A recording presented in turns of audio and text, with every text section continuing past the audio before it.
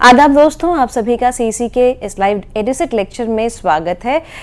दोस्तों, जैसा कि आप सब जानते हैं कि अपने पिछले कुछ सेशन से हमने उर्दू भाषा पर बहुत से लेक्चर्स आप सभी के लिए आयोजित किए हैं और पिछले लेक्चर्स के माध्यम से भी हमने यही कोशिश की है कि आप तक उर्दू भाषा की वो तमाम बातें पहुंचाएं जिनको सुनने के बाद, जिनको जानने के बाद आपकी पठन पाठन की तरफ जो है रुचि बढ़ती है। मित्रों, बताना चाहेंगे हम आज से आपके लिए एक विशेष सीरीज शुरू कर रहे हैं और ये सीरीज यानी कि ये श्रृंखला नॉवेल्स यानी कि उर्दू नॉवेल पर आधारित है। हम तफसील से बात करेंगे आज सबसे पहले नॉवेल्स पर। नॉवेल्स कहाँ से आए, कहाँ से शुरुआत हुई और किस प्रकार उर्दू भाषा में फिर नॉवेल्स लिखे जाने लगे। तो मित्रों, आपको बताना चाहेंगे इस सेशन के लिए एक बार फिर से हमारे साथ हमारे स्टूडियो में मौजूद हैं doctor Naushad Alam. Doctor Naushad Alam academy of professional development of Urdu medium teachers Jamia Millia Islamia यहाँ पर कार्यरत हैं। तो आइए इनका तहे दिल से स्वागत करते हैं और नॉवेल्स और उर्दू नॉवेल्स के बारे में तफसील से जानकारी लेने की कोशिश करते हैं इनके जरिए। डॉक्टर नौशाद, आपका स्वागत है। बहुत बहुत शुक्रिया। आज हम उर्दू नॉवेल पे बात करेंगे, बल्कि आगे के 2-3 लेक्चरों में भी इंशाल्लाह हम इस पे बात करेंगे कि उर्दू नावल का फ़न क्या है, उसकी हैत क्या है, उसकी मुख्तलिफ़ फ़ॉर्म और उसकी मुख्तलिफ़ अक़साम के ऊपर हम बात करेंगे और उर्दू की पैदाइश और उसकी इब्तिदा के लिए कौन से मुहर्रिकात और कौन से अवामिल ज़िम्मेदार रहे हैं, इनके ऊपर भी बात होगी। आज इस पहले लेक्चर से पहले तमहीदी तौर पर ये जान लेने की ज़रूरत है कि उर्दू में क़िस्से, कहानियाँ, दास्तान की तो आपने बात सुनी होगी। इससे पहले लेक्चरों में मैंने इसके ऊपर बात की है।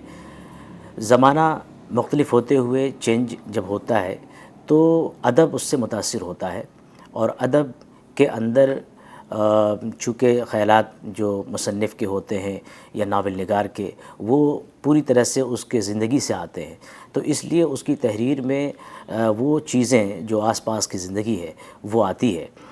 और जब ज़माना मुख्तलिफ़ हुआ, जब चेंज हुआ, तो उन बातों की गुंजाइश नहीं रही जिन बातों की गुंजाइश पहले हुआ करती थी। यानी आप देखें तो दास्तानों का जो ज़माना है 1800 से लेके 1857 तक, उससे पहले भी दास्तानें लिखी गई हैं, लेकिन जो उरूज का ज़माना है दास्तानों का वो 1800 से लेकर 1825 तक का ज़माना है। उसके बाद हालात जिस तरह से मुल्क के मुख्तलिफ़ हुए हैं, सियासी, समाजी, तहज़ीब और सक़ाफ़ती तौर पर, उन्होंने जिस तरह से मुतासिर किया है उर्दू को, उर्दू ज़बान व अदब को, और ख़ास तौर से क़िस्से कहानियों की सिन्फ़ को जिस तरह से मुतासिर किया है, वो बहुत ही उनको देखने की ज़रूरत है। बग़ैर उसको जाने बूझे हम नावल की जो पूरी इमारत है आगे की 20वीं सदी में, ख़ास तौर से डिप्टी नज़ीर अहमद, फिर उसके बाद सरशार, पंडित रतन सरशार, अब्दुल हलीम शरर, सज्जाद हुसैन, और फिर उसके बाद प्रेमचंद, और फिर तरक्की पसंद तहरीक के ज़ेर असर जो नावल लिखे गए और उनके बाद जो नावल लिखे गए, नौबादियाती निज़ाम के बाद जो नावल हमारे यहाँ उर्दू में आए, उनका तज्ज़िया करने के लिए ज़रूरी है कि इन चीज़ों को हम पहले अपने जहन में रखें, उन अवामिल को जहन में रखें। तो सबसे पहले मैं बात कर रहा हूँ कि लफ्ज़ नावल की जो तारीफ़ है और उसकी जो तहक़ीक़ है कि लफ्ज़ नावल आया कहाँ से और उसकी जो इब्तिदा हुई वो कैसे हुई। पहले लफ्ज़ ये जो लफ्ज़ था नावल का, वो लातीनी ज़बान में इस्तेमाल हुआ था और नए के माना में इस्तेमाल किया गया था। इसके बाद बुकेशो ने अपनी जो डिकैमरॉन का मुक़दमा है उसमें इसको तमसीली और हिकायती कहानियों के माना दिए हैं। अंग्रेज़ों के यहाँ आप देखें इंग्लिश में तो इसे सीरती और किरदारी नावलों के लिए, क़िस्सों के लिए नावल का लफ्ज़ इस्तेमाल किया गया है। इसी से जुड़ी हुई बात यह भी आप देखें कि अंग्रेज़ी का पहला नावल रिचर्डसन ने जो पमेला लिखा, उसमें चूँकि नावल के अंदर दास्तानों से मुख्तलिफ़ अंदाज में आम इंसानी ज़िंदगी को मारिज़ बहस में लाया जाता है, इसलिए वो पहला नावल कहलाया, क्योंकि उसमें पमेला में एक खादमा की ज़िंदगी को, एक आम इंसान की ज़िंदगी को ज़ेर बहस लाया गया था, इसलिए वो चीज़ नावल थी। यानी कि वो एक नई चीज़ थी। उससे पहले जो चीज़ें हुआ करती थी वो ख़याल की दुनिया में, वो हमारे तख़य्युल की दुनिया से उनका वास्ता था, और अब हमने एक ऐसी सिन्फ़ को देखा, उसका नज़ारा किया जिसमें انسان کی آس پاس کی زندگی بہت اچھی طرح سے نظر آ رہی تھی۔ اردو میں یہ لفظ رائج کرنے والے عبدالحلیم شرر ہیں۔ عبدالحلیم شرر نے صرف اردو ناول کو اس کے جدید مفہوم میں استعمال نہیں کیا، بلکہ ان کی اور بھی خدمات ہیں اردو کے حوالے سے، اردو نظم کے حوالے سے۔ ان کی جو میگزین ہے دلگداز جو انہوں نے جاری کی تھی، اس میں بڑی بقی خدمات انجام دی ہیں۔ اسی طرح سے انہوں نے تاریخی ناول اردو جو لکھے ہیں انہوں نے ہی لکھے ہیں۔ تو اس طرح ہمیں اس کا نشان ملتا ہے کہ پہلی بار جدید مفہوم میں اپنے اس مفہوم میں اردو ناول کا جو استعمال کیا ہے وہ عبدالحلیم شرر نے کیا ہے۔ اور اس کے ساتھ ساتھ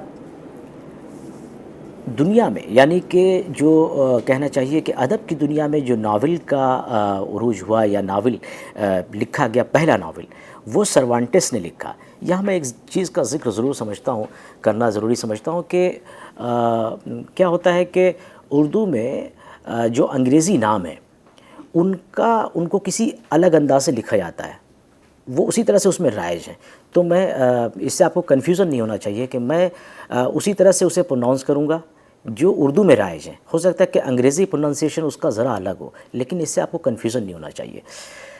تو اسپین کا جو رائٹر تھا، مصنف تھا، سروانٹس، اس نے اپنا پہلا ناول جو اس کا وہ تھا ڈان کوئزٹ 1607 میں لکھا، جس میں اسپین کی سوسائٹی کا نقشہ مکمل طور پر کھینچا گیا تھا۔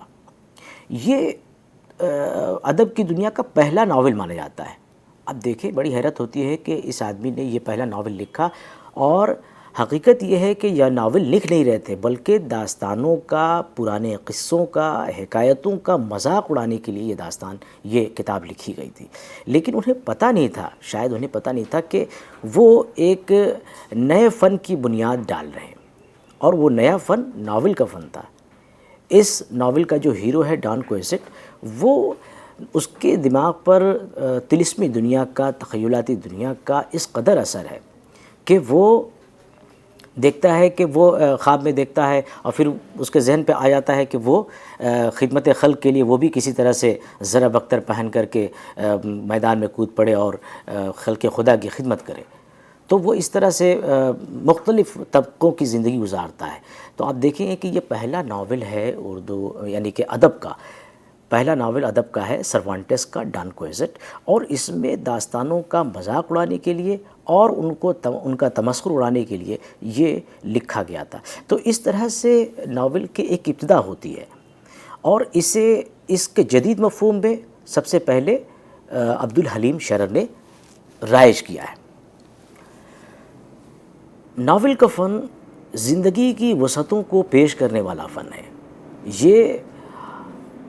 لیکن دیکھنا یہ ہے کہ خود زندگی بہت وسیع چیز ہے، بہت ہی بے قرار چیز ہے، اس کا کوئی اور ہے نہ چھور ہے۔ تو ایسے میں کیسے یہ سمجھ لیا جائے کہ اس کی کوئی تعریف جامع اور معنی پیش کی جا سکتی ہے؟ تو اسی لیے دیکھتے ہیں کہ فورسٹر نے اس کو ایک خاص طوالت کا نثری فسانہ بتایا ہے۔ ناول کی کچھ تعریفات میں آپ کے سامنے پیش کرتا ہوں، جس سے آپ کو اندازہ ہوگا کہ ناول کیا چیز ہے، یا ناول ہم کسے کہیں گے۔ تو پہلے ہمیں ذہن میں رکھنا چاہیے کہ دو حصے اس کے ہوں گے۔ پہلے تو وہ ناول نگار جو ناول لکھتے ہیں، ان کی اس فن کے بارے میں کیا رائے ہے، اور ایک وہ جس میں ناقدین اس چیز کو کس طرح دیکھتے ہیں، یعنی فن کے کس چوکھٹے میں اسے فٹ کرتے ہیں، یہ ہمیں دیکھنے کی ضرورت ہوگی۔ تو پہلے ہم ناول نگاروں کی باتوں کو لیں گے کہ وہ اپنی لکھی ہوئی کتابوں کو، جسے وہ ناول سمجھتے ہیں، وہ اسے کیا کہتے ہیں۔ ہنری فیلڈنگ سروانٹس کے بعد نہ صرف انگلستان میں بلکہ پورے یورپ میں ہنری فیلڈنگ کا 18ویں صدی کا یہ آدمی ہے، یہ ناول نگار ہے، اور اس کا درجہ مسلم ہے، یعنی ناول کو اس نے بہت ہی اونچائیوں پر پہنچایا ہے اس زمانے میں۔ وہ یہ کہتا ہے کہ نثر میں ایک طربناک رزمیہ ہے، یعنی ناول کا جو فن ہے وہ کامیڈی اور ایپک کے فن کا مجموعہ ہے۔ اب اگر آپ یہ کہتے ہیں کہ ایپک اور فن کامیڈی کا مجموعہ ہے ناول، تو اس کا مطلب کیا ہوگا؟ اس کی تشریح یہ ہوگی کہ اس میں واقعیت ہوگی، اس میں تفسیر حیات ہوگی، اس میں مزاح ہوگا. اگر کامیڈی ہے تو مزاح ہے. دوسری چیز ہے کہ ایپک ہے، تو ایپک ہے تو اس میں فلسفہ حیات بیان ہوگا اور اس میں زندگی کی مختلف تعبیریں بیان کی جائیں گی. تو اس طرح اگر ہم کہیں کہ ناول نثر میں ایک طربناک رزمیہ ہے تو یہ ایک بڑی بات ہوگی ناول کے لیے. اور یہ ایک ناول کا مصنف کہہ رہا ہے جس کا خود اس درجہ پایا مسلم ہے کہ وہ سروانٹس کے بعد پہلا شخص ہے جو ناول کو اس کے اصولوں پر برت رہا ہے. دوسرا شخص ہے ہنری جیمز، جو بتاتا ہے کہ ناول جو ہے زندگی کا شخصی اور راز تاثر ہے. یہ بھی ایک تعریف ہوئی، اور یہ ناول نگاروں کی تعریف میں آپ سے بیان کر رہا ہوں، جو ادیب ہیں، جو ناول کو سمجھتے ہیں کہ ناول یہ چیز ہے. کلارا ریوز انگلستان کی ادیبہ ہیں، وہ کہتی ہیں کہ ناول زمانے کی، جس زمانے میں وہ لکھا جا رہا ہے اس زمانے کی زندگی اور اس کی معاشرت کا وہ ایک چربہ ہوتا ہے، وہ ایک تصویر ہوتا ہے اس زمانے کی. تو ہم نے دیکھا صرف 2-3، چونکہ بہت زیادہ کی گنجائش نہیں ہے یہاں پر، صرف 2-3 لوگوں کی جو آراء ہیں، جو افکار ہیں ناول کے بارے میں، ان سے ہمیں یہ اندازہ ہوتا ہے کہ ناول ایک بہت زندگی کو قریب سے دیکھنے والا ایک ایسا فن ہے جس میں خیالی باتوں کی کوئی گنجائش نہیں ہے. زندگی کی صحیح معنوں میں جو تفسیر ہو سکتی ہے، یعنی اس کو بھرپور طریقے پر پیش کرنے کا جو فن ہے، زندگی کو بھرپور طریقے پر پیش کرنے کا جو فن ہے، وہ ناول کا فن ہے. دوسرا حصہ ناول ناقدین کی نظر میں، یعنی کریٹک ناول کی صنف کو کس حیثیت سے دیکھتے ہیں، اسے کیا مانتے ہیں وہ. یعنی اگر ادبی طور پر بات کریں، فنی طور پر بات کریں تو ناول نگاروں کی تو باتیں مختلف ہو گئیں، لیکن ناقدین کہتے ہیں، جیسے پروفیسر ڈھارٹن ہیں، وہ کہتے ہیں کہ ناول ایک ایسا قصہ ہے جس میں پلاٹ ہوتا ہے، ایک ایسے قصے کا بیان ہے جس میں پلاٹ ہوتا ہے. ایک دوسرا ناقد کہتا ہے کہ ناول وہ ہے جس میں روزمرہ کی زندگی اس کا موضوع ہوتی ہے اور اس کا ذریعہ حقیقت نگاری ہے. یعنی کہ جو کچھ بھی وہ آس پاس کی زندگی میں دیکھ رہا ہے اس کو اتار دینا، اس کی تصویر کشی، یہ ناول کا مرتبہ ہے اور یہی ناول کو کرنا چاہیے، یہ اس کا منصب ہے. پروفیسر بیکر نے، جو ناقد ہیں بہت بڑے فکشن کے، انہوں نے بڑی اچھی رائے اس سلسلے میں دی ہے. ان کی پوری رائے ذرا وسیع ہے، لیکن ان کی جو اجزاء ہیں اس تعریف کے، وہ کہتے ہیں کہ ناول، کوئی کتاب ناول کی اس وقت تک نہیں کہی جائے گی جب تک کہ وہ نثر میں نہ ہو، اس میں قصہ نہ ہو، اس میں کوئی فلسفہ حیات نہ بیان کیا گیا ہو، اور اس میں ارتباط موجود نہ ہو. یعنی 4 چیزیں وہ شرط قرار دیتے ہیں ایک ناول ہونے کے لیے. ناول ہونے کے لیے 4 شرطیں کیا ہیں پروفیسر بیکر کے نزدیک؟ پہلی چیز ہے کہ وہ نثر میں ہو، دوسری چیز ہے قصہ ہو، تیسری چیز ہے کہ اس میں کوئی فلسفہ حیات بیان کیا گیا ہو، اور چوتھی چیز ہے کہ اس کے جو تمام کنٹینٹ ہیں، اس کے جو موضوعات ہیں، وہ آپس میں مربوط ہوں. یعنی پلاٹ مختلف ہو سکتے ہیں، ایک ناول میں ایک ہی پلاٹ ہوتا ہے عام طور پر، لیکن کسی میں 2 یا کسی میں 3، حد سے حد 3، اس سے زیادہ نہیں ہوتے ہیں. 3 پلاٹ ہو سکتے ہیں، لیکن وہ ضمنی پلاٹ کی حیثیت ایسی ہوتی ہے کہ وہ تکمیل کرتے ہیں اصل پلاٹ کی. تو اس میں یہ ہے کہ مربوط ہونا چاہیے. وہ اگر اس میں ارتباط نہیں ہے تو وہ ناول نہیں ہوگا. یعنی اگر وہ مجموعہ انتشار کا شکار ہو گیا تو وہ ناول نہیں کہلائے گا. ناول کہلانے کے لیے یہ 4 چیزیں، ان 4 اجزاء کا ہونا ضروری ہے. آرنلڈ بینٹ بڑے ناقد ہیں فکشن کے، وہ کہتے ہیں کہ ذرائع بیان اور فنون کی ترتیب میں ناول چاہے جس مرتبے پر ٹھہرے، لیکن جہاں تک تفسیر حیات کا معاملہ ہے وہاں ناول کا کوئی مقابل نہیں ہے. تو آپ کے سامنے مصنفین کی رائے ہو گئی، آپ کے سامنے ناقدین کی رائے آ گئی.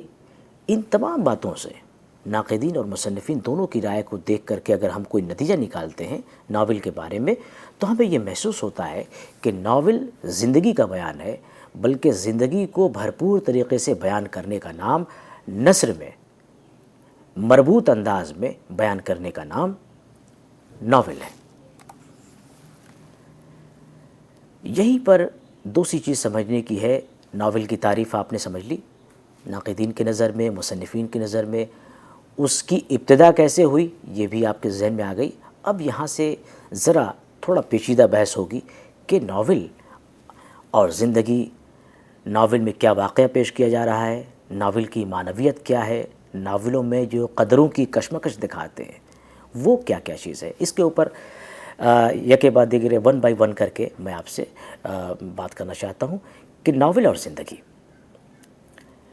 ناول میں جو زندگی پیش کی جاتی ہے وہ اس زندگی سے مختلف ہے جو ہم آس پاس کی دیکھتے ہیں. کن معنوں میں؟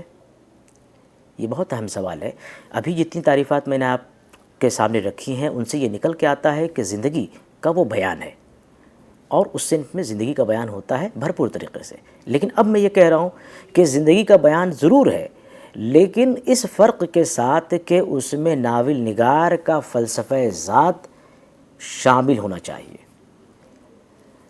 ہر ناول زندگی کا ایک تجربہ ہے، اور اس تجربے کے اندر جو مواد ہے وہی ناول کا مواد ہوتا ہے. تو جو ناول نگار ہے وہ زندگی کو پیش ضرور کرتا ہے، لیکن اس کی اپنی شخصیت، اس کے اپنے مشاہدات، تجربات، یہ ساری چیزیں ناول کے اندر اس کی تحریر کے ذریعے آتے ہیں. تو یہاں پر یہ یاد رکھنے کی ضرورت ہے کہ ناول نگار کی شخصیت بہت اہم ہو جاتی ہے. وہ خارجی زندگی کو پیش ضرور کرتا ہے، لیکن اگر اس میں اس کی شخصیت سامنے نہیں آتی، اگر وہ اشتراکی نظریے کا حامل ہے، اگر وہ جمہوری نظریے کا حامل ہے، اگر وہ اعلیٰ انسانی اقدار میں یقین رکھتا ہے، اس کے یہ نظریات، ایک تو اس کی شخصی نظریات ہوئے، ایک اس کے سماجی نظریات ہوئے.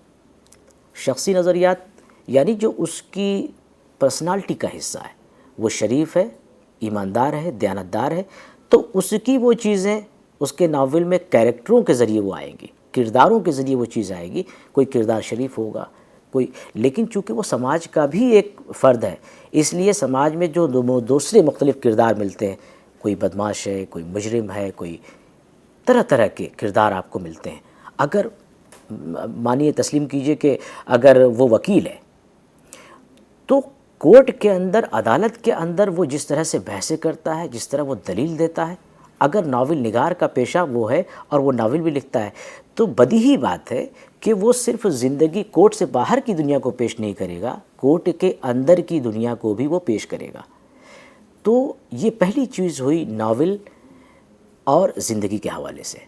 یعنی ناول میں زندگی کے واقعات تو بیان ہوتے ہی ہیں، لیکن اس میں ناول نگار کی شخصیت کو بہت اہمیت حاصل ہو جاتی ہے.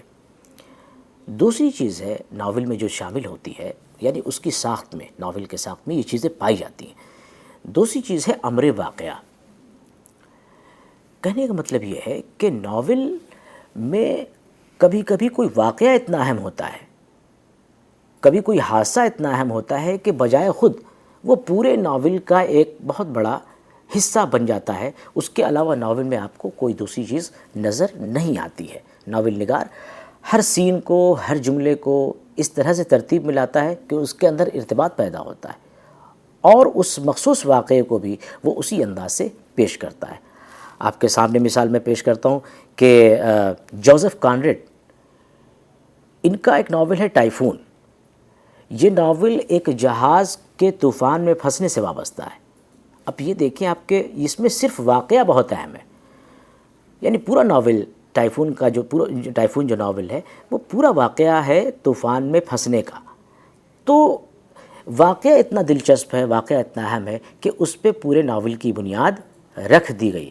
لیکن اس کے ساتھ یہ بھی یاد رکھیے کہ اس میں اس نے جو باہر کی زندگی سے جو تجربات حاصل کیے ہیں ناول نگار نے، وہ بھی اس میں پیش کیے ہیں. تو ناول کی ساخت میں ایک چیز تو ہو گئی کہ جو ناول نگار کی شخصیت ہے اس کا پرتو اس میں شامل ہوگا.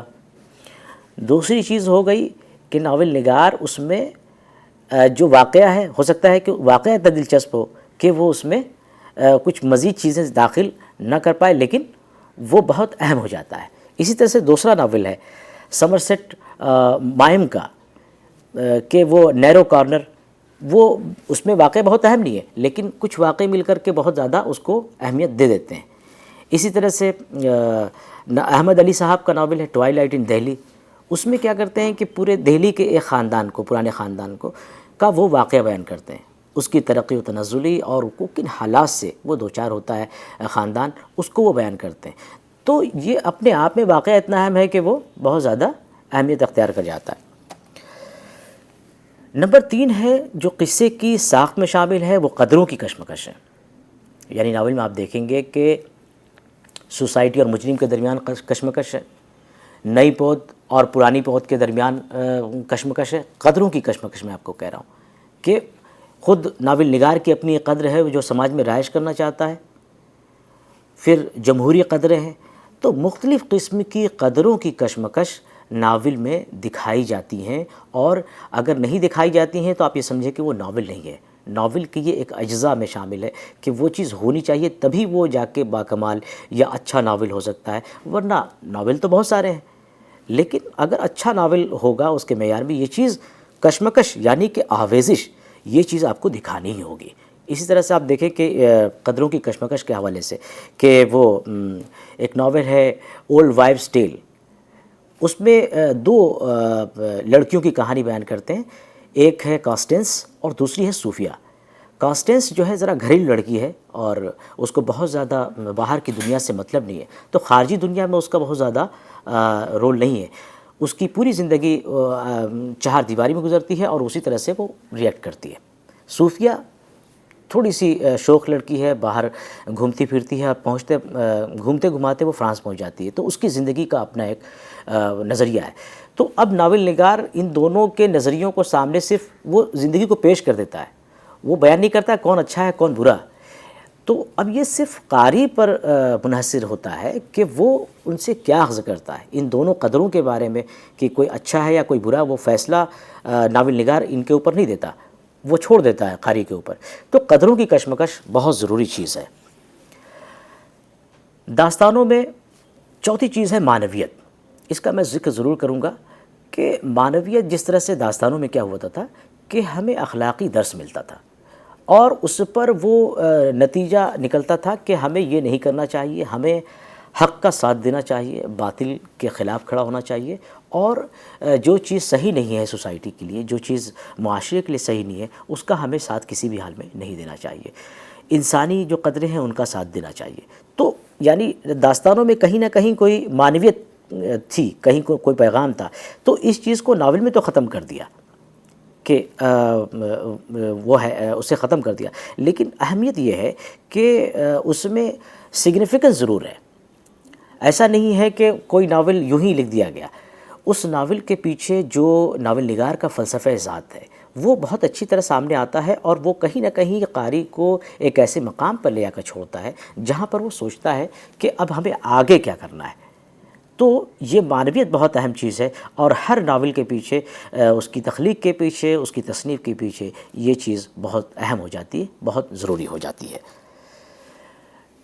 ناول میں زیادہ تر جو اظہار ہوتا ہے وہ کردار نگاری کے ذریعے ہوتا ہے، خود اس کا جو فلسفہ ہے، اس کی جو شخصیت ہے وہ سامنے آتی ہے۔ اس کے علاوہ یہ ہے کہ ان چیزوں کو جب آپ دیکھیں گے غور سے تو اندازہ ہوگا کہ ناول جو اردو میں بھی لکھے گئے ہیں، وہ عبدالحلیم شرر کے ہوں یا پنڈت رتن ناتھ سرشار کے ہوں یا نذیر احمد کے ہوں۔ آپ نذیر احمد کا ناول اٹھا کے دیکھیں، میرات العروس، اس میں لڑکیوں کی تعلیم و تربیت کو جس طرح سے موضوع بنایا گیا ہے وہ بہت اہم چیز ہے، اور بالکل اوائل زمانے میں، جس زمانے میں ناول کا ہمارے ہاں کوئی تصور نہیں تھے، بلکہ ہمارے ہاں تو ڈپٹی نذیر احمد پہلے ناول نگار کی حیثیت سے تسلیم کیے جاتے ہیں، تو ان پہلے ہی ناول میں انہوں نے ایک بہت ہی اہم مسئلے کو اٹھایا ہے، تو اس کی ایک معنویت ہے۔ تو ان 4 چیزوں کا ہونا ناول کے لیے ضروری ہے۔ میں سمجھتا ہوں کہ ناول کی تعریف کے ساتھ ساتھ یہ 4 باتیں اگر آپ ذہن میں رکھیں تو کہیں نہ کہیں اس بات کا ہمیں احساس ہوگا کہ ناول زندگی کے واقعات کو، اس کے حادثات کو صرف بیان کرنے کا نام نہیں ہے، بلکہ اس میں واقعے کی اہمیت کے ساتھ ساتھ ناول نگار کی شخصیت کے پرتو کے اس کی عکاسی کے ساتھ ساتھ اس میں قدروں کی کشمکش اور اس میں معنویت کے اضافے کا بہت بڑا دخل ہو جاتا ہے، تبھی جا کر کوئی چیز ناول بنتی ہے اور وہ ایک عظیم ناول کہلانے کا مستحق ٹھہرتا ہے۔ شکریہ۔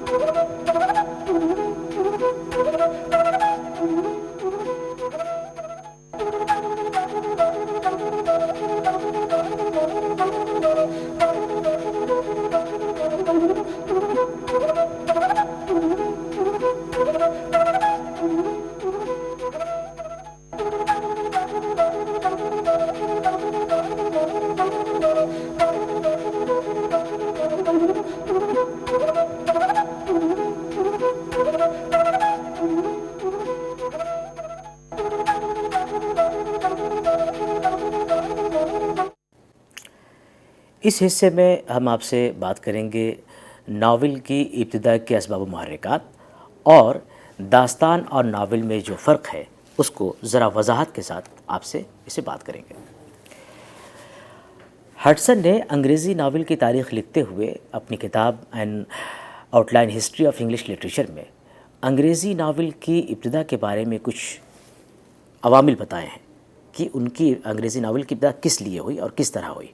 پہلا جو سبب بتایا، اس نے بتایا کہ تعلیم کا جو معیار ہے، تعلیم بہت بڑھ گئی ہے اور بہت سماج کا ہر طبقہ بڑھ رہا ہے، اس لیے یہ ایک بہت بڑی وجہ ہے۔ اس میں یہ بتایا ہے کہ عورتوں کی تعلیم بھی اس زمانے میں کافی بڑے پیمانے پر ہو رہی ہے۔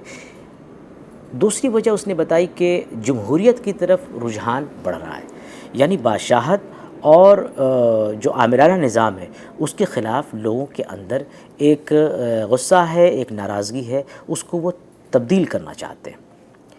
تیسری وجہ یہ بتائی کہ پرانی بندشوں کو، خواہ وہ سماجی ہوں، سیاسی ہوں اور ثقافتی طور پر جو بندشیں تھیں یا ذہنی بندشیں کہ آپ یہ نہیں سوچ سکتے، آپ وہ نہیں سوچ سکتے، اس روش کو، اس بندش کو توڑنے کی طرف رجحان بہت بڑھ رہا ہے۔ یہ تیسری وجہ تھی۔ چوتھی وجہ تھی کہ جو پرانا طبقہ تھا جاگیردارانہ نظام کا، وہ جاگیردارانہ طبقہ زوال پذیر ہو رہا ہے اور جو متوسط طبقہ ہے اسے سیاسی اور سماجی طور پر عروج حاصل ہو رہا ہے۔ اب غور کریں تو اردو ناول کے بارے میں جب آپ اسباب پر غور کرتے ہیں تو آپ کو ہو بہو یہی حالات کم و بیش ملتے ہیں جو ہڈسن نے انگریزی ناول کے لیے متعین کیے تھے، جن کی درجہ بندی میں نے آپ کو ابھی پڑھ کے سنائی۔ اردو کے بارے میں جب آپ بات کرتے ہیں تو کچھ اور وجوہات پر ہماری نظر جاتی ہے اور اس کو ہمیں یہاں ڈسکس کرنا چاہیے۔ 1857 کی جو جنگ ہے وہ کہنا چاہیے کہ نہ صرف سیاسی طور پر ہندوستانیوں کے زوال کا وہ تھا، یعنی پورے طور پر جو انگریزی اقتدار تھا، انگریزی حکومت تھی، اس کا جو ڈومیننس ہے، اس کا جو تسلط ہے وہ پورے طور پر قابض ہو جاتے ہیں، پورے طور پر ان کی حکمرانی چلنے لگتی ہے۔ یہ وہ دور ہے جب ہندوستانی سماج اپنے پورے کہنا چاہیے کہ زوال کی جو انتہا ہے اس دور میں پہنچا ہوا ہے، سیاسی طور پر، سماجی طور پر اور اخلاقی طور پر بھی، کیونکہ یہ آپ کو پنپنے کا دور نہیں ہے، لیکن یہی ایک چیز ہے کہ یہیں سے جو کہ زوال کا آخری نقطہ ہے، یہیں سے آپ کے عروج کی کہانی بھی شروع ہوتی ہے. آپ کی کہانی بھی یہیں سے شروع ہوتی ہے. داستانوں کا اب زمانہ کہنا چاہیے کہ ختم ہو گیا، کیونکہ اب جو زندگی تھی وہ بالکل مختلف تھی. داستانیں کیوں عروج پا رہی تھیں؟ کیونکہ بادشاہوں کے درباروں سے جو داستان گو تھے وہ وابستہ تھے، نوابوں کے داستان کے درباروں سے وابستہ تھے، عمرا اور روسا کو شوق تھا، وہ لوگ ان کو سرپرستی حاصل تھی، اس لیے وہ ہو رہے تھے. لیکن جب اب اس دور میں جب کہ خود اپنی جان کی حفاظت کی فکر پڑی ہو، اس زمانے میں اب وہ مصنفین کو یا داستان گوؤں کو وہ چیزیں نہیں دے سکتے تھے جو پہلے وہ دیا کرتے تھے، یعنی کہ اس کی سرپرستی. تو اب ایک ایسے دور میں زندگی کا زاویہ بالکل مختلف ہو گیا. اب یعنی کہ حقیقت جو سامنے تھی وہ بالکل دوسری طرح سے سامنے آ رہی تھی کہ اب آپ کو کھانے پینے کے لیے، رہنے سہنے کے لیے، یعنی ہر چیز کے لیے آپ کو اپنے طور پر سوچنا ہے. اور ایک جابر حکمراں آپ کے سامنے ہے جو آپ کی کوئی بات، آپ کی کوئی آزادی اسے پرمٹ نہیں کر رہا، اسے وہ قبول نہیں کر رہا ہے، آپ کو وہ دے نہیں رہا ہے. تو آپ کو بالکل ایک آپ مرجھائے ہوئے بھی ہیں، لیکن آپ کے اندر جو جینے کی للک ہے، جو ایک رمق ہے زندگی کی جو آپ میں باقی ہے، وہ آپ کو کہنا چاہیے کہ تحریک دیتی رہتی ہے برابر کہ آپ اور اچھا کریں، اور اس جو غلامانہ ذہنیت کی جو زندگی ہے یا غلام کی جو زندگی ہے اس سے اوپر اٹھ کر کے سوچیں. یہی وہ دور ہے جب ناول کو آس پاس کی زندگی کا سب سے بہتر ذریعہ سمجھا گیا. بلکہ اردو میں جو شاعری بھی شروع ہوئی ہے 1857 کے بعد، اس سے پہلے کی جتنی شاعری ہے وہ آپ کہہ لیں اگر موٹے طور پر کہ وہ زندگی کے حالات بیان کرتی ہے، لیکن وہ اس طرح نہیں بیان کرتی جس طرح 1857 کے بعد، کیونکہ 1857 کے بعد حقیقی طور پر حالات ایسے ہو گئے تھے. اس سے پہلے بھی حالات ہوئے تھے 1757 کے بعد، یا پھر مغلیہ حکومت کے جو آخری دور میں جس طرح سے زیادتیاں ہو رہی تھی لوگوں کے ساتھ، وہاں بھی. لیکن یہ کہ 57 کے بعد ہر آدمی جس طرح سے پریشان تھا، اور جس طرح سے یہاں کی کہ عوام کا جو مالی استحصال تھا جس پیمانے پر ہوا، اور سیاسی استحصال جس پیمانے پر ہوا، اتنا کسی زمانے میں نہیں ہوا. اور آزادی رائے پر جو پابندی لگی، اتنی کسی زمانے میں نہیں تھی. 57 کے ہی انقلاب نے اردو شاعری کا مزاج بدلا تھا. آپ دیکھیں کہ انجمن پنجاب کا جو قیام ہوا ہے وہ اسی وجہ سے ہوا ہے کہ اب وہاں صرف غزلیں نہیں بلکہ نظموں کے عنوان دیے جائیں گے، موضوعاتی شاعری ہوگی. تو ادب میں ہمیں ایک نئے رجحان کا پتہ چلتا ہے. اور جو اردو کے عناصر خمسہ ہیں، یعنی کہ سر سید، حالی، شبلی اور محمد حسین آزاد اور ڈپٹی نصیر احمد، ان سب نے جو محسوس کیا ہے وہ بالکل اس زمانے کے حساب سے ہے. جیسے کہ سر سید کہتے ہیں کہ زمانہ اور زمانے کی طبیعت اور علوم کے نتائج اب بدل چکے ہیں. تہذیب الاخلاق میں بہت تفصیل سے اس کے اوپر بات کی انہوں نے کہ جو بدلے ہوئے حالات ہیں، جو تبدیل شدہ حالات ہیں، ان میں کس طرح سے آپ کو پیش آنا ہے. حالی اپنے مقدمہ شعر و شاعری میں جو نئی شاعری کے لیے جواز پیش کرتے ہیں، وہ بھی یہی ہے کہ اب زمانہ گزر چکا ہے. جو تمہاری عظمت کبھی کسی زمانے میں تھی وہ ایک الگ تھی، لیکن اب تم بحیثیت قوم یہاں پر ہندوستانی جو غلامی ہے انگریزوں کی، اس کے اندر رہتے ہوئے اگر کچھ اچھا کرنا ہے تو کس طرح سوچنا ہوگا. یعنی زندگی کا ایک نظریہ بدلا ہوا ہمیں آپ کو وہاں پر دکھائی دیتا ہے، اور اس پہ وہ تحریک دیتے ہیں کہ آپ کو کرنا ہی ہوگا. آپ کے لیے یہ کوئی آپشن نہیں ہے کہ آپ نہیں کریں گے اور کام چل جائے گا، آپ کو اس سے نبرد آزما ہونا ہے. اسی طرح سے محمد حسین آزاد، وہ ان کی جو کتاب ہے نیرنگ خیال، اس میں بھی اس کی طرف اشارہ کرتے ہیں، اور وہ بتاتے ہیں کہ اب جو انگریزوں نے شاعری کی ہے اس کو تم دیکھو کہ جو کہنا چاہیے کہ جو تشبیہ ہیں، جو استعارات اور جو چیزیں تم استعمال کرتے ہو وہ بہت دیرینہ ہو چکے ہیں، بہت پرانی ہو چکے ہیں، فرسودہ ہیں. اب نئے زمانے کی جو کنجی ہے وہ ان کے ہاتھ میں ہے جو تمہارے آقا ہیں، تو ان سے وہ سیکھو اور ان کو اپنی زندگی میں نافذ کرو. یہ وہ سب حالات ہیں جو کہنا چاہیے کہ زندگی میں ناول لکھنے کے لیے آپ کو اکسا رہے ہیں.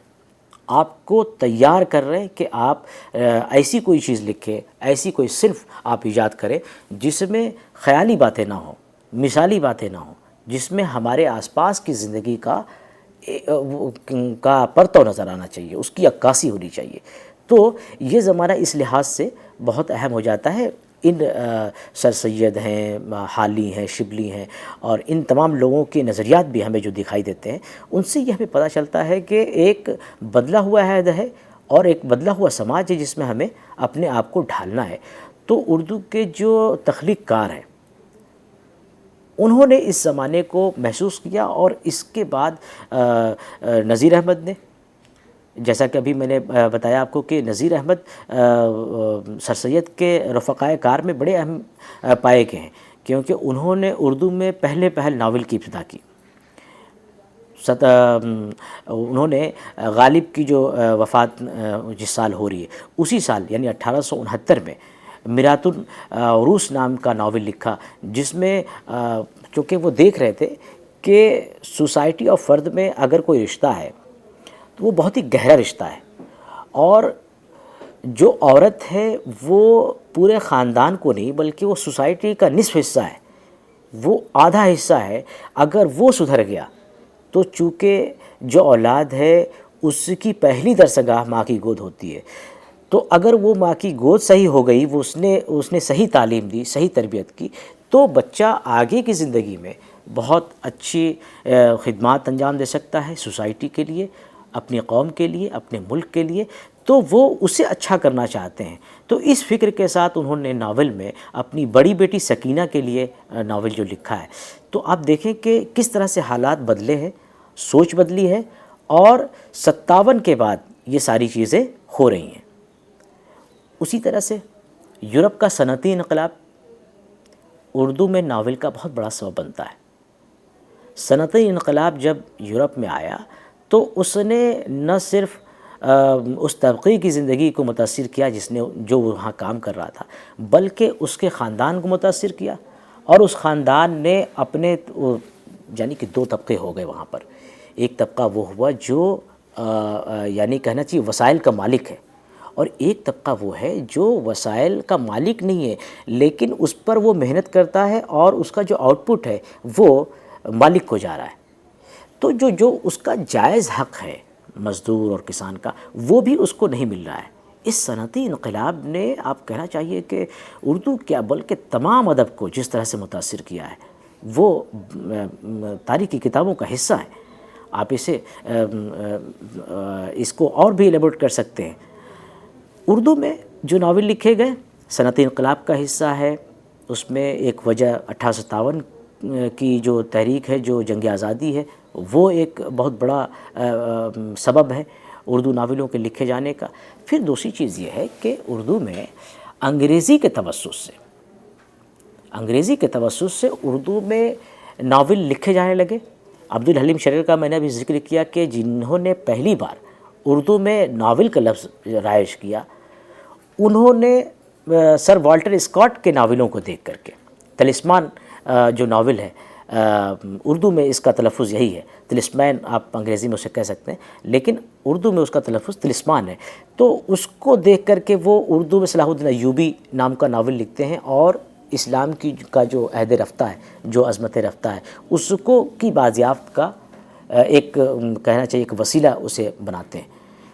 تو کہیں نہ کہیں یہ چیز بھی اس میں بہت بڑا اس نے رول پلے کیا ہے کہ انگریزی کے جو ناول ہیں ان کا ترجمہ ہو رہا ہے، اور صرف انگریزی کا نہیں بلکہ بنگالی ناولوں کا ترجمہ بھی، خود بنگالی کا ناول ہے درویش نندنی، جس کا ترجمہ عبدالحلیم شرر نے کیا۔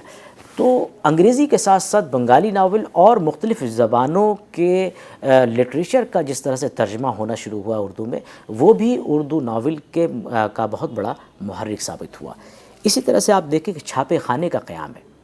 چھاپے خانے اور پریس کی ایجاد نے اردو کو بہت زیادہ اس میں فروغ دیا ہے۔ یونیورسٹی بن رہی ہے، کالج بن رہے ہیں، تعلیم کی ترقی ہو رہی ہے۔ آپ دیکھیں کہ قاضی سرفراز حسین اعظمی، مرزا ہادی رسوا، منشی سجاد حسین، یہ تمام وہ لوگ ہیں جنہوں نے کالج میں تعلیم حاصل کی ہے۔ ایک نئی علم کی روشنی ان کے پاس ہے جسے وہ لے کر کے میدان کارزار میں آ رہے ہیں اور لکھ رہے ہیں۔ مرزا ہادی رسوا نے امراؤ جان ادا لکھا، دیکھیے بہت پائے کا ناول ہے اردو میں۔ امراؤ جان ادا سے پہلے کچھ اگر ناول تھے تو فسانہ آزاد پہ نظر ٹھہرتی ہے، پنڈت رتن ناتھ سرشار کا جو ناول ہے، اس سے پہلے میرات العروس پہ نظر ٹھہرتی ہے۔ تو کہنے کا مطلب یہ ہے کہ پڑھے لکھے لوگ بھی آنے لگے جو کالجوں سے یونیورسٹیوں میں تعلیم حاصل کیے ہوئے ہیں۔ تو کہیں نہ کہیں تعلیم کی جو ترقی ہے 57 کے بعد وہ ہمیں بہت بڑے پیمانے پر نظر آتی ہے۔ وہ بھی ایک بہت بڑی وجہ ہے اردو میں ناول نگاری کے لیے۔ اور اردو میں جو ناول کے جو ترجمے ہو رہے ہیں وہ انگریزی کے بھی ہو رہے ہیں، بنگالی کے بھی ہو رہے ہیں، مختلف علاقائی زبانوں کے بھی ہو رہے ہیں۔ تو یہ ایک بہت بڑا ریزن کہنا چاہیے کہ ہوتا ہے، جس سے ہمیں اندازہ ہوتا ہے کہ اب زبان نے ایک نئی جس لگا لی ہے، ایک نئی اس میں پہل ہو چکی ہے جو رکنے کا نہیں ہے، کیونکہ اب اس میں نئی جنریشن آ رہی ہے اور وہ اس میں اپنی ذہنی اپج کا استعمال کر رہی ہے، اپنے مشاہدات کا استعمال کر رہی ہے اور وہ اسے پیش کر رہی ہے۔ تو اس طرح سے یہ موٹے طور پر 3-4 چیزیں بہت اہم ہو جاتی ہیں۔ 1857 کا انقلاب، یورپ کا صنعتی انقلاب، انگریزی ناولوں کا پڑھنا، ان کا ترجمہ، اور پھر یہ کہ تعلیم کی جو ترقی ہے، اور ان تمام چیزوں نے اس عہد کے جو ناول نگار ہیں، ان عہد کے جو ادیب ہیں، ان کی فکر کو بالکل بدل کر رکھ دیا ہے، اور وہ ایک نئی صنف کی ضرورت محسوس کرتے ہیں زمانے میں، کیونکہ وہ جانتے ہیں کہ اب زمانے کا جو تقاضا ہے وہ داستانوں سے پورا نہیں ہو سکتا، وہ خیالی باتوں سے پورا نہیں ہو سکتا، اس لیے وہ اس کی طرف مائل ہو رہے ہیں۔ داستان اور ناول میں فرق، یہاں ٹھہر کے یہ سمجھنے کی ضرورت ہے کہ یہ دونوں چیزیں، میں نے شروع میں بھی کہا تھا کہ ناول کا لفظ دیسی ہے اور بدیسی بھی ہے۔ تو دیسی ہے ان معنوں میں کہ یہاں پر ہمارے ہاں قصے، کہانیاں اور حکایتیں موجود تھیں جن کی بنیاد پر ناول نے اپنی پوری عمارت کھڑی کی ہے۔ ناول اور داستان میں فرق بہت ہے، اس کا لحاظ کرنا ضروری ہے۔ ناول داستان میں جو آویزش ہوتی ہے وہ دو مرئی چیزوں کے درمیان، دو مرئی افراد کے درمیان یا عناصر کے درمیان ہوتی ہے، یعنی اس کی نوعیت مرئی ہوتی ہے، دیکھی جا سکتی ہے۔ جیسے طلسم ہوشربا، وہ ایک قلعہ ہے جس کے اندر جادوگرنیاں ہیں اور وہاں سے آپ کو فتح کرنا ہے۔ تو ایک اسلامی لشکر ہے سعد بن قباد کا، جو اس پہ فتح کر کے، جو امیر حمزہ کی کا لشکر ہے وہ اسے فتح کرنا چاہتا ہے، تو مرئی چیز ہوئی نا، ایک قلعہ ہے جس کو وہ فتح کرنا چاہتے ہیں۔ ناول میں یہ چیز نہیں ہوتی ہے۔ ناول میں جو آویزش ہوگی وہ غیر مرئی ہوتی ہے، وہ دکھتی نہیں ہے، یعنی ایبسٹریکٹ ہوتی ہے۔ تو اس کا وہ قدر کی آویزش کا مسئلہ ہو سکتا ہے، یعنی مجرم اور سوسائٹی کے درمیان، نئی نسل اور پرانی نسل کے درمیان فرق ہو سکتا ہے۔ کوئی ناول نگار اپنی نئی قدر پیش کرنا چاہتا ہے، وہ ایک مسئلہ ہو سکتا ہے، لیکن ایسا نہیں ہوگا کہ آویزش دو مرئی چیزوں کے درمیان ہو۔ تو یہ پہلا بنیادی فرق ہے ناول اور داستان کے درمیان۔ دوسرا فرق ہے، بہت آسان سا فرق ہے، ذہن میں آسانی سے آ جائے گا آپ کے، کہ ناول میں ما فوق الفطرت عناصر نہیں ہوتے ہیں۔ ناول میں واقعیت والی چیزیں ہوتی ہیں، اس میں فوق فطری عناصر نہیں داخل کیا سکتے۔ اگر آپ اس میں داخل کریں گے تو وہ ناول نہیں رہے گا بلکہ داستان ہو جائے گا۔ تو داستان میں جو بنیادی چیز تو کہیں گے نہیں، کیونکہ بنیادی چیز داستان کی ہوتی ہے حسن و عشق کی باتیں اور عیاری کی باتیں، لیکن بیشتر داستانوں میں آپ دیکھیں گے کہ فوق فطری عناصر کا جو دخل ہے وہ بہت زیادہ ہے، لیکن ناول میں آپ کو یہ چیز نہیں ملے گی۔ دو چیزیں ہوئیں۔ نمبر 3، قصے اور داستانوں کے جو کردار ہوتے ہیں وہ سادہ ہوتے ہیں، وہ اس طرح کے ہوتے ہیں کہ ان کو آپ فوراً، ان کی خصوصیات ایسی ہوتی ہیں کہ فوراً آپ پہچان جاتے ہیں۔ وہ صرف ایک جگہ پہ نہیں بلکہ مختلف جگہوں پہ آپ اسے آسانی سے پہچان سکتے ہیں۔ جیسے طلسم ہوشربا میں امیر حمزہ کو لیں آپ، ان کی آواز 60 کلو کوس تک جاتی ہے، اور حرز ہیکل، اسم اعظم اور ان تمام چیزوں کے وہ مالک ہیں، اور بہت ساری خصوصیات ہیں ان کو۔ تو آپ ان کو کہیں بھی دیکھیں گے تو وہ آپ بہت آسانی سے پہچان جائیں گے۔ بہت ساری داستانوں میں بہت سارے کردار بادشاہوں کے، شہزادوں کے، ان کے ساتھ ایسی خصوصیات ہوتی ہیں کہ ان کو آپ آسانی سے پہچان جاتے ہیں. لیکن ناول کے جو کردار ہوتے ہیں وہ نسبتاً مرکب ہوتے ہیں، وہ ذرا پیچیدہ ہوتے ہیں. ان کے اندر ایک کہنا چاہیے مہابھارت چھڑی رہتی ہے. وہ کبھی وہ دو دلے پن کے شکار ہوتے ہیں، کبھی وہ بے یقینی سے گزرتے ہیں، کبھی وہ تشکیک ان کے پاس ہوتی ہے. وہ یہ نہیں سمجھ پاتے کہ کیا کرنا چاہیے کیا نہیں کرنا چاہیے، اور اس کا بھی یقین نہیں کر پاتے کہ جو بات ہو رہی ہے وہ صحیح ہے یا غلط ہے. تو ان کے اندر ایک طرح کی پیچیدگی ہوتی ہے، نفسیاتی پیچیدگی کے ساتھ ساتھ وہ ذہنی طور پر وہ بہت زیادہ اس طرح سے نہیں ہوتے جس طرح سے داستانوں میں سادہ کردار ہوتے ہیں کہ قاری ایک نظر میں پہچان جاتا ہے. آپ ناول کے کردار کو کے اندر ایک پوری مہابھارت کہنا چاہیے کہ چھڑی رہتی ہے، وہ کئی چیزیں ایک ساتھ اس کے دماغ میں چلتی رہتی ہیں. تو اس طرح ذرا ناول کا جو کردار ہے وہ مرکب اور پیچیدہ ہوتا ہے. پلاٹ میں بھی فرق ہوتا ہے.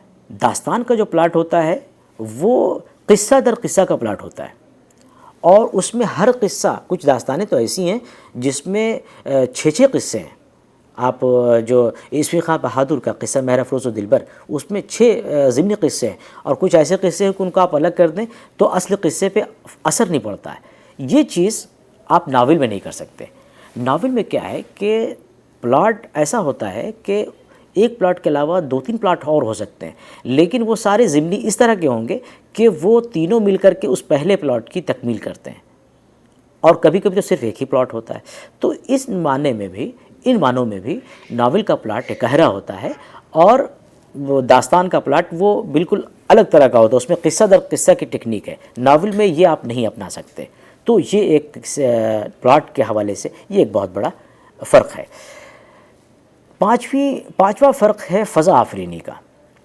داستانوں میں فضا بنائی جاتی ہے، تہذیبی فضا ہوتی ہے جو عام زندگی سے مختلف ہوتی ہے، جس میں تہذیب کو، تاریخ کو پریزرو کیا جاتا ہے. لیکن ناول میں اس طرح کی ذرا وہ اتنی پیچیدہ، اتنی باریکی سے اس کا بیان نہیں ہوتا ہے. کہنا چاہیے کہ اس میں جو کردار ہیں، کرداروں کا عمل، کرداروں کے جو واقعات ہیں، وہ اس طرح سے ترتیب پاتے ہیں کہ وہ ایک تہذیب پیش ہوتی ہے وہاں پر. لیکن ناول داستانوں میں جو تہذیب ہے وہ بالکل الگ پیمانے کی ہے، یعنی اس کا کینوس بڑا ہے. تو ناول کا جو فضا ہے وہ تحیر آفرینی کی فضا نہیں ہے. داستانوں کی جو فضا ہوتی ہے وہ تحیر آفرینی کی ہوتی ہے، وہ تحیر خیزی کی ہوتی ہے. اس میں قاری کے لیے ایسے، اس کی دلچسپی کے لیے ایسے سامان پیدا کیے جاتے ہیں کہ وہ اس میں کھو سا جاتا ہے. لیکن ناول میں اس طرح کی کوئی چیز نہیں ہے. یہاں جو بھی تہذیب کی جھلکی آپ کو دکھے گی یا اس کے جو مرقع پیش کیے جائیں گے وہ اس طرح ہوں گے کہ اس کے اعمال اس کے ساتھ چل رہے ہیں، عمل کی وجہ سے وہ چیز اس میں آ رہی ہے. آخری جو فرق ہے داستان اور ناول میں وہ یہ ہے کہ داستان کا جو اسلوب ہوتا ہے وہ سجا سجایا ہوتا ہے. بلکہ داستان کی 2 ہی خصوصیت ہے. ایک یہ کہ اس میں تہذیب کی عکاسی ہوتی ہے، اور دوسری یہ کہ اس کا اسلوب بہت ہی نکھرا اور صاف ستھرا اور بہت ہی مرصع ہوتا ہے. اسلوب کے حوالے سے کہیں کہ داستان کی یہ خوبی ہے.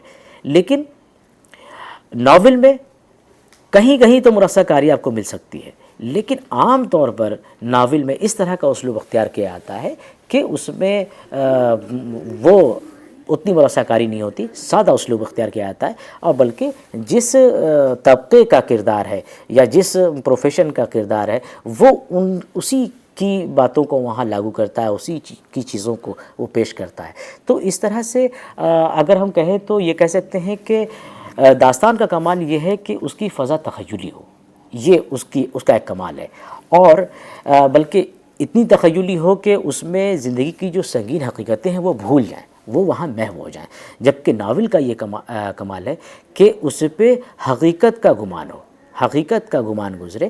تو یہ 5-6 جو فرق میں نے بتائے، پلاٹ کی سطح پہ، کردار کی سطح پہ، اس کے علاوہ اسلوب کی سطح پہ، اور اس کے علاوہ فضا آفرینی اور آویزش اور فوق الفطرت عناصر کی سطحوں پہ، یعنی 6 فرق ہے ٹوٹل داستان اور ناول کے درمیان.